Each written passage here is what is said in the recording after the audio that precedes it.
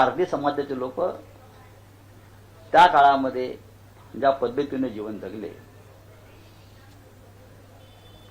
मला वाटतं आठवत नाही, बहुतेक उचल्याकार किंवा हे त्यांनी एक मोर्चा काढला होता मंत्रालयावर, लक्ष्मण गायकवाड किंवा लक्ष्मण माने, आणि त्यांनी सांगितलं की आमच्या ज्या जाती आहेत गुन्हेगार जाती, अजूनही पोलीस आम्हाला कुठे गुन्हा घडला की आमच्या पालावरती येऊन आमच्या लोकांना उचलून घेऊन जातात गुन्हेगार म्हणून, आणि गुन्हा उचल्या आणि त्यांना गुन्हा कबूल करायला लावतात नसला तर.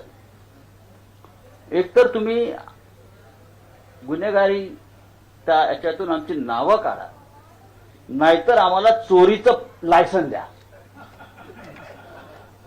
आणि या मागणीला आम्ही पाठिंबा दिला होता.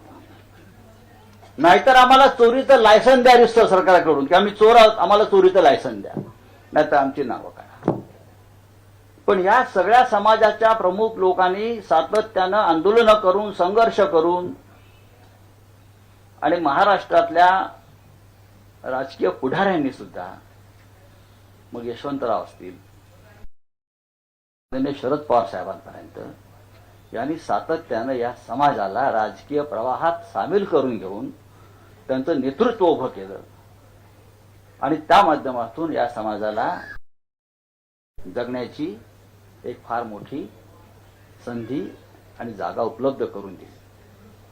तरीही ते काम संपलेलं नाही भोसले. तुमच्यासारख्या लोकांनी अजूनही हे काम करत राहिलं पाहिजे. मुश्ताक पटेल जे आहेत त्यांच्याविषयी मला जोशींनी माहिती दिली की हिंदू मुस्लिम ऐक्या संदर्भात ते काम करतात, सामाजिक काम करतात. असं काम करणं हा आता राजकीय अपराध आहे. तुमच्यावर देशद्रोहाचा खटला दाखल करून तुम्हाला केव्हा तरी तुरुंगात टाकलं जाईल. तुम्ही समाजामध्ये ऐक्य घडवताय. लक्षात घ्या, मी या देशाच्या परिस्थितीविषयी बोलतोय. या देशामध्ये समाज एक राहता कामा नाही. जाती जातीमध्ये विभाजन होतं कामा नये. सर्व धर्म समभाव आणि निधर्मी राज्य व्यवस्थेच्या गोष्टी करता कामा नये. अशा प्रकारच्या वातावरणामध्ये आज आपण सगळे कसा तरी श्वास घेत आहोत. म्हणून मुश्ताक भाईंना सुद्धा फार जपून काम करावं लागेल. अशा प्रकारच्या कामाची सुरुवात हमीद दलवाईने या राज्यामध्ये केली होती. हमीद दलवाईने त्यानंतर अनेक लोक सत्यशोधक मुस्लिम समाजामधले किंवा अन्य समाजामध्ये निर्माण झाले. या महाराष्ट्राला इतकी एक फार मोठी महान अशी परंपरा आहे. तिसरे आपले पुरस्कार की जे डॉक्टर सलील कुलकर्णी यांनी अनेक वर्ष आपले मन आणि कान रुजवलेले आहेत. त्यांची कार्यक्रम असतो. आणि धनंजय थोरात यांच्या नावाने त्यांना आपण पुरस्कार देतो. हा धनंजय थोरात हा काही साधा कार्यकर्ता नव्हता. ज्या काळामध्ये कार्यकर्त्याला सन्मान होता आणि कार्यकर्त्याचं नेता ऐकत होता, त्या काळामध्ये कार्यकर्त्याचं ऐकलं जायचं नेता, त्या काळातला हा धनंजय थोरात हा कार्यकर्ता होता. आणि त्याचे अनेक किस्से मी युवराजकडून ऐकले किंवा आपण सगळ्यांकडून मी सातत्याने ऐकतो. काँग्रेस पक्षामध्ये राहून त्यांनी काम केलं. कोणत्याही आमिषाला ते मुख्यमंत्री बळी पडले नाहीत कधी. ते एकदाच नगरसेवक झाले तरीही काँग्रेस पक्षात टिकले. आज काँग्रेस पक्ष लोकांना मुख्यमंत्री, केंद्रीय मंत्री, राज्यपाल करून सुद्धा लोक पळून जातात, पळून गेले. राहायलाच तयार नाहीत लोक. कालपर्यंत माझ्याबरोबर फिरतो कार्यकर्ता, ते पश्चिम बंगालमध्ये बघा काय चाललंय.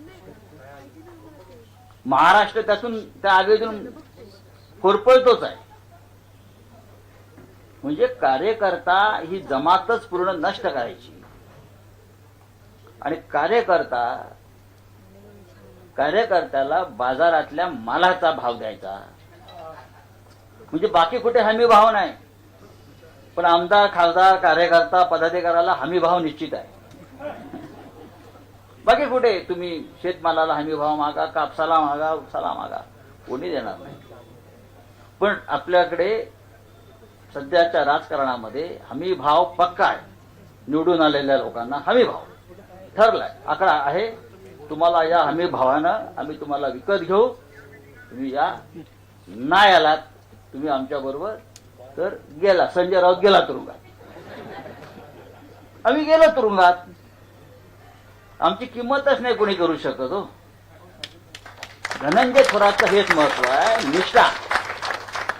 विचारांशी बांधिलकी जी आज राहिलेली नाही. विचारांची बांधिलकी असायलाच पाहिजे, नाहीतर त्या जगण्याला काय अर्थ आहे. कोणाचा नेता यशवंतराव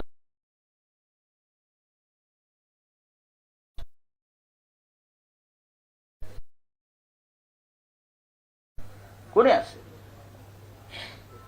पण ज्या विचारात तुम्ही वाढलात, राहिलात वर्षानुवर्ष, आणि ज्या विचारांमुळे तुम्ही मोठे झालात, तो विचार असा एका क्षणामध्ये कसा काय तुम्ही सोडून वाहत जाऊ शकता. हा देश, या देशाचा